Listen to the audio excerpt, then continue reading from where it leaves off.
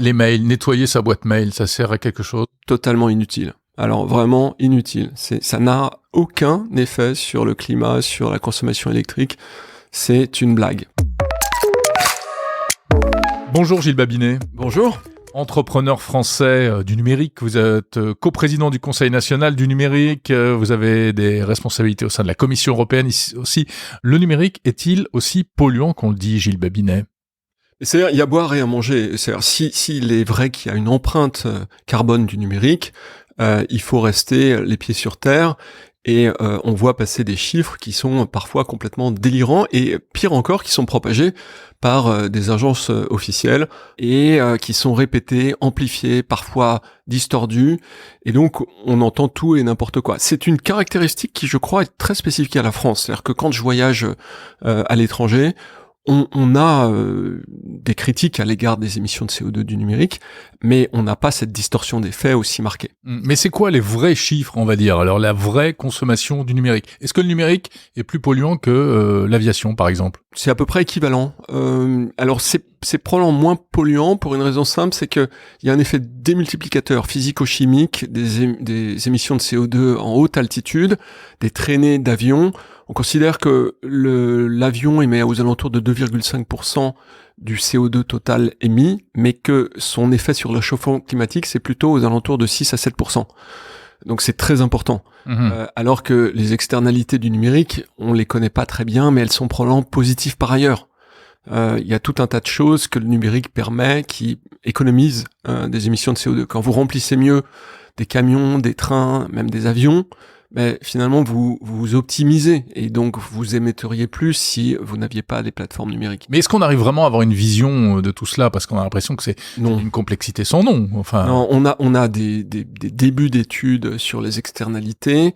Il y a de tout. Il y a l'effet rebond, le fait que les plateformes Expedia, Booking, etc. nous permettent de plus facilement voyager.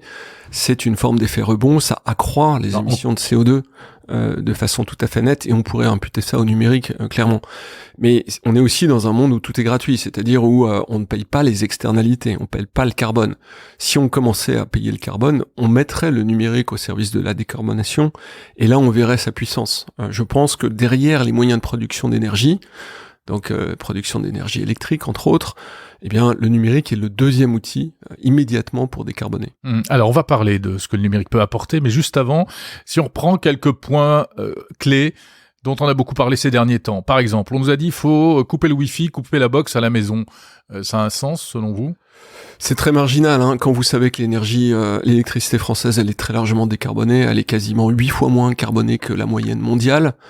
Vous allez économiser un petit peu d'argent, peut-être. Enfin, c'est en centimes sur l'année, non, c'est en euros. Sur l'année, ouais. Mais quelques euros, effectivement. Mais en matière de décarbonation, c'est rien, en fait. Si vous avez de l'eau chaude qui vient d'un chauffe-eau à gaz, le fait de raccourcir vos durées de douche de quelques secondes aura incomparablement plus d'effet que de couper votre box. Les mails, nettoyer sa boîte mail, ça sert à quelque chose? Totalement inutile. Alors vraiment inutile. Ça n'a aucun effet sur le climat, sur la consommation électrique. C'est une blague. D'autant plus que on va consacrer du temps à faire ça, donc on va consommer du débit, Internet, etc. Vous allez surtout vous fatiguer, mais ça n'a pas d'impact sur... Je pourrais développer pour expliquer pourquoi, mais...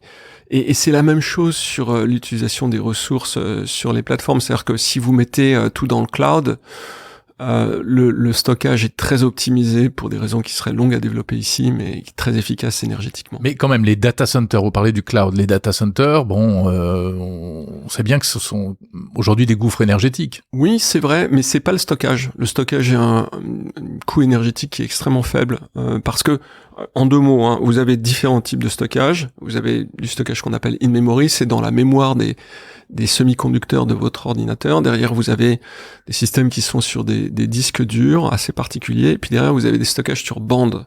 Stockage sur bande, c'est très lent, c'est long d'accès, mais d'un point de vue quantitatif et énergétique, c'est incroyablement efficace. Et la très grande partie de votre mur Facebook, si vous commencez à dérouler, est stocké de cette façon-là. Donc, n'imaginez pas que ça consomme de l'énergie. Mon mur Facebook est stocké sur des bandes magnétiques, c'est ça que vous dites, Gilles Babinet ? Ce sont les gens de Facebook qui m'ont raconté ça eux-mêmes. Mais c'est incroyable.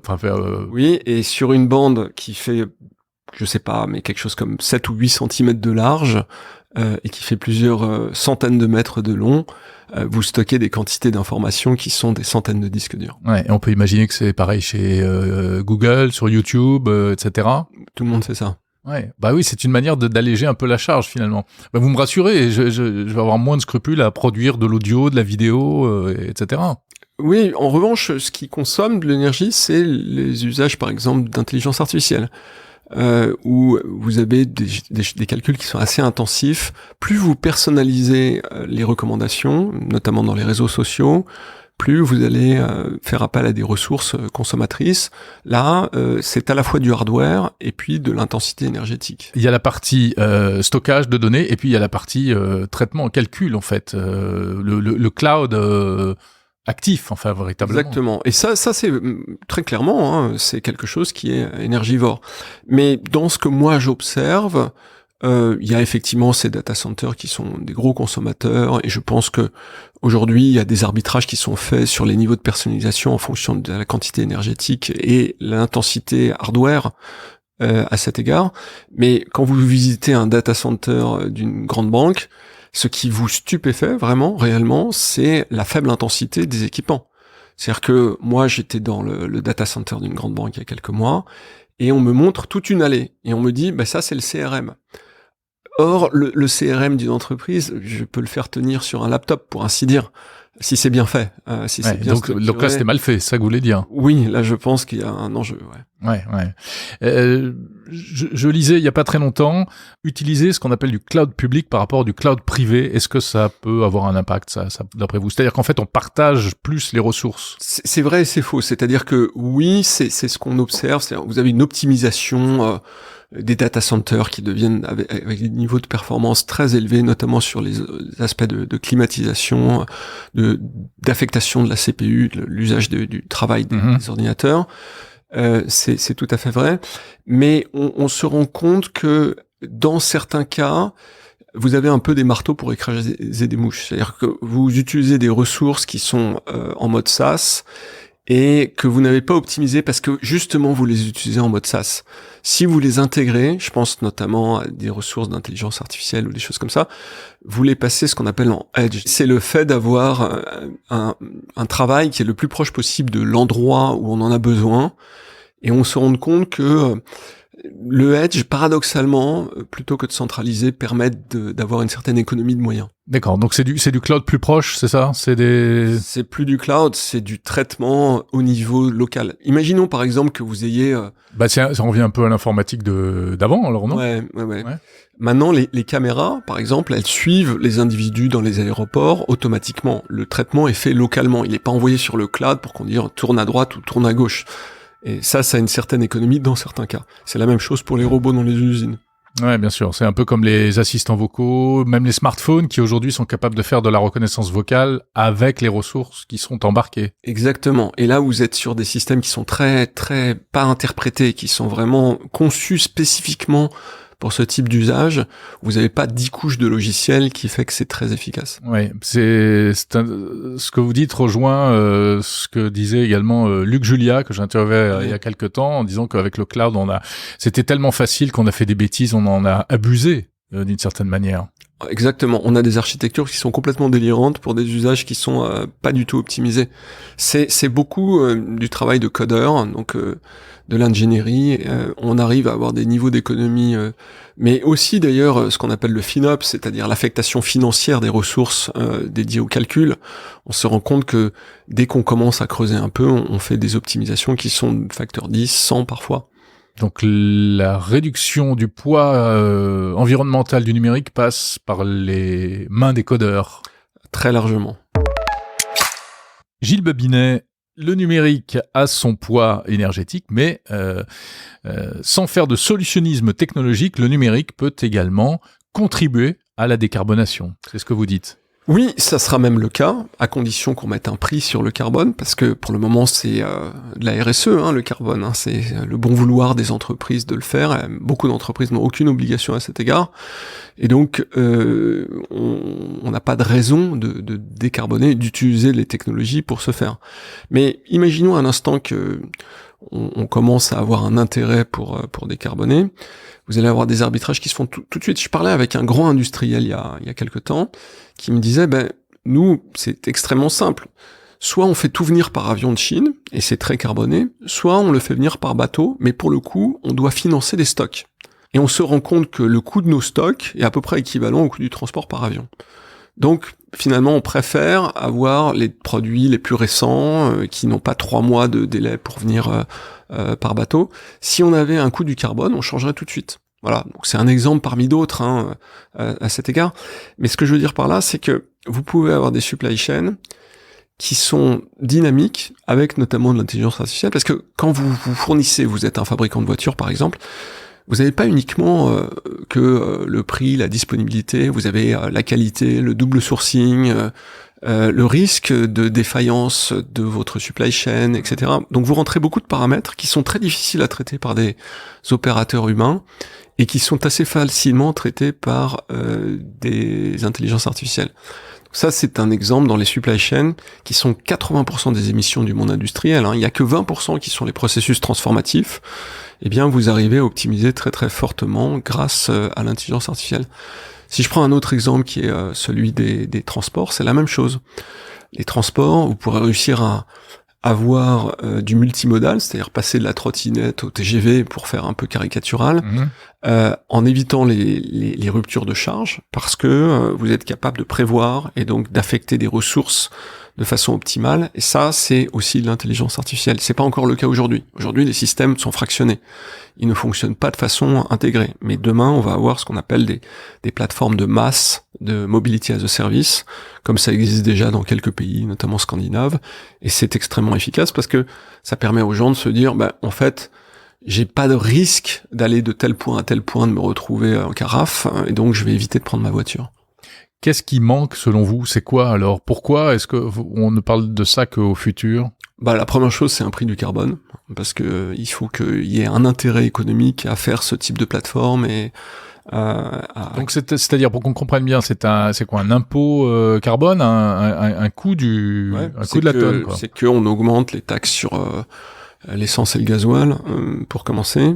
On sait les problèmes que ça peut représenter, voilà, mais aussi sur tout type d'équipement, c'est-à-dire que vous fabriquez des routes, vous mettez du bitume pour faire ces routes-là, c'est du carbone, c'est pas autre chose, et ainsi de suite. Donc tous les actes marchands devraient être soumis à une taxe carbone. Alors le gros problème, c'est les enjeux les gens qui sont précarisés, pour lesquels ça augmente le coût de la vie. Il y a une recommandation qui est très simple, qui est faite par des groupes d'économistes essentiellement américains, qui disent c'est pas compliqué, on rembourse ce qu'on appelle le dividende carbone à tout le monde. Donc vous êtes un foyer, en France, un foyer c'est aux alentours de 10 tonnes par an d'émissions de CO2. Vous mettez ça, on va dire, à 200 €, vous recevez un chèque de 2000 €. C'est plutôt sympa, Mais de l'autre côté, vous êtes taxé sur tout ce que vous consommez. Oui, tous les prix augmentent. Tous les prix augmentent, exactement. Mais en fait, ils augmentent juste parce que vous payez vos externalités. Ouais, vous abîmez la voiture. Une voiture coûterait quoi? 4 fois plus cher? Une voiture, c'est je crois quelque chose comme 4 tonnes de CO2 pour la fabriquer, 5 tonnes de CO2, 4,5 tonnes, je crois, quelque chose comme ça. Donc effectivement, elle coûterait 2000 € de plus. Mais c'est pas 4 fois plus cher quand même. C'est pas 4 fois plus cher. Mais c'est pas négligeable. Mais ça n'est que justice, c'est normal. Vous laissez vos ordures dans la nature, il faut que quelqu'un vienne les ramasser, clean ça. Là, vous laissez votre CO2 dans la nature, personne le ramasse, mais vous abîmez l'environnement. Et donc un dédommagement pour les personnes à plus bas revenus, quoi. Exactement. Ouais. Alors vous pouvez soit dédommager tout le monde, et puis dire je vais affecter une partie des taxes carbone à la décarbonation, justement, soit effectivement faire quelque chose qui ne concerne que les bas revenus. Vous faites la différence entre ce que vous appelez le Green IT et le IT for Green. Ça veut dire quoi ?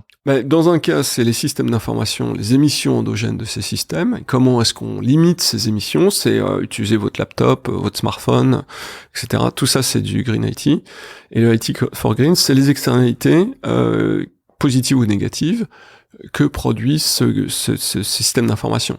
Donc dans les négatifs, c'est le fait que c'est devenu tellement simple d'acheter un séjour en Turquie que vous le faites plus. Ça, c'est le fait que les avions coûtent moins cher, qu'on a industrialisé les systèmes d'information dans les hôtels, et puis que la façon dont vous réservez est beaucoup plus facile qu'auparavant. Vous n'avez pas à aller dans une agence de voyage.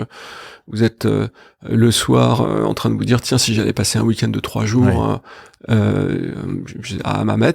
C'est ce qui encourage le tourisme de masse, quoi. Exactement. Et ça, c'est une catastrophe pour l'environnement. C'est-à-dire que, imaginons que vous alliez passer 3 jours à Hammamet, vous êtes très facilement aux alentours de 2-3 tonnes. C'est la moitié de votre empreinte carbone.